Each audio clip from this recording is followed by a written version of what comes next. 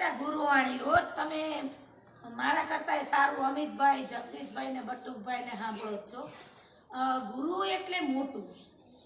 પૃથ્વીના 9 ગ્રહો છે, એમાં સૌથી મોટો ગ્રહ ગુરુ છે. પૃથ્વીથી 13 ગણો મોટો છે.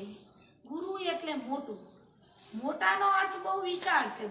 મોટામાં તમે આમ મોટા થાવ, આમ મોટા થાવ, બોલવામાં મોટા થાવ, જાડાઈમાં બહુ મોટાનો અર્થ બહુ વિશાળ છે.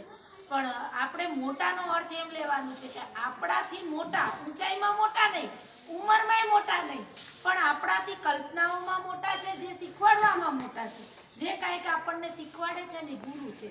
ગુરુ મીન્સ અમે ખુરશી પર બેઠા તો અમે સ્કૂલના ગુરુ છીએ, તમારા વર્ગના ગુરુ છીએ.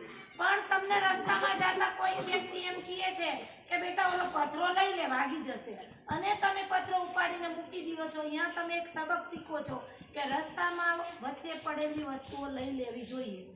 એવી રીતે જીવનમાં આવતી મુશ્કેલીઓ પણ આપણે હટાવી શકીએ.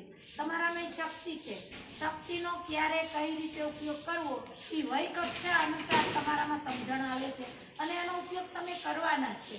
મારે આજે ગુરુ વિશે એટલું જ કહેવું છે કે કોઈ પણ ક્ષણે, કોઈ પણ વ્યક્તિ, કોઈ પણ પ્રાણી કે કોઈ પણ વસ્તુ આપણને કંઈક શીખવાડી જાય એ આપણો ગુરુ છે.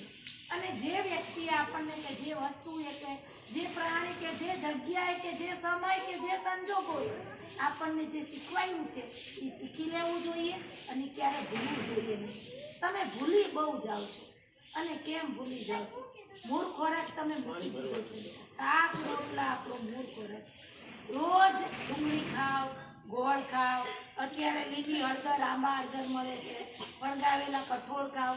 તમે એટલા બધા પડીકા ખાવ છો ને કે તમારી યાદશક્તિ છે ખાલી પડીકામાં જ વસી ગઈ. તમને ક્લાસમાં બેઠા હોય ને તોય મને તો એટલું બધું એ થાય ને કે બાજુવાળા ક્લાસનો એક તો એટલો અવાજ હોય ને, આમાં 5 જણી છે, એમાં 2 જણીનો મગજ તો કોણ જાણે ક્યાં ભમતું હોય. અમારી શક્તિઓ નષ્ટ થાય છે. અમે વાપરવા માંગીએ છીએ તમારી પાછળ. અમારી શક્તિઓ અમને થકવી દો ને, તમે ચેલેન્જ કરો ને. અમે કે બેન આજે તમે શું કહેતા હતા, કાલે આટલું તૈયાર કરીને બતાવો. આ ચેલેન્જ કરો ને, મને આનંદ થશે બેટા. તમે બહુ સારા છો, અમારું ગૌરવ છો, અમારો આત્મા છો. જો હું આટલી શિખામણ કોઈની ભૂલીને નથી આપતી, અને આપવી પડીએ નથી, કેમ કે એને મેં કેળવેલી છે, એ કેળવાયેલી છે, અને એ સમય સંજોગો અનુસાર કેળવાય છે. તમારી જોડે એવા સમય ને સંજોગો આવે છે, તમે કેળવાતા શીખી જાઓ ને તો બધું આવડી જશે. તમે બધું જ કરો છો અને કરજો. આભાર તમારો.